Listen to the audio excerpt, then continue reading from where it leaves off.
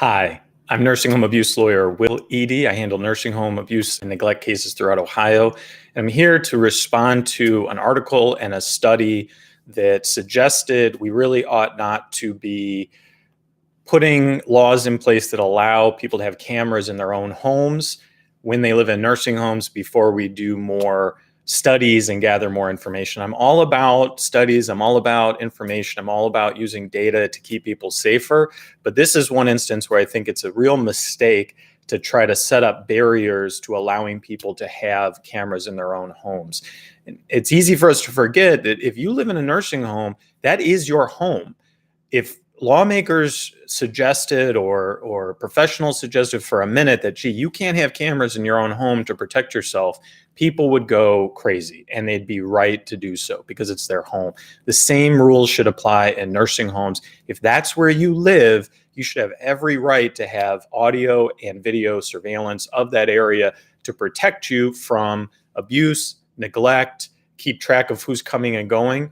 And imagine if you don't have the cognitive ability to understand all the time what's going on around you, who's supposed to be there and who's not, whether care is being provided to you or not. The only witness you and your family might have about those things during particular times of the day or night will be a camera. So there are a number of states, Ohio's not one of them yet, but we're working on it, where they have passed laws that affirmatively say you are definitely allowed to do that in a nursing home.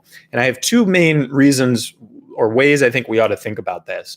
Number one is that is your right. That's what I've been talking about.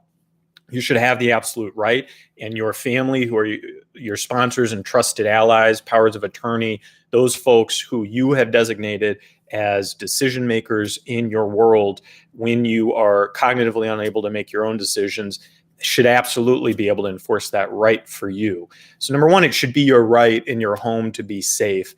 And number two, I think we should look at this like body cameras for police. If you go back just a few years, okay, there was a debate about whether body cameras were a good idea. And there were a lot of police officers and associations of police and chiefs of police who said, whoa, guys, let's think about this. And they came up with all these ways it could be a problem.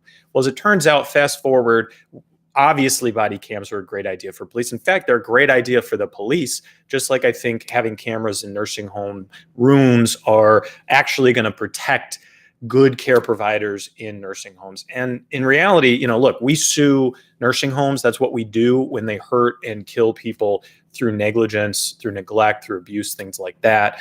But we're not the enemies of nurses. We don't think of ourselves as the enemies of nursing aides, even though those are the hands-on people most often involved in a particular injury or lack of care.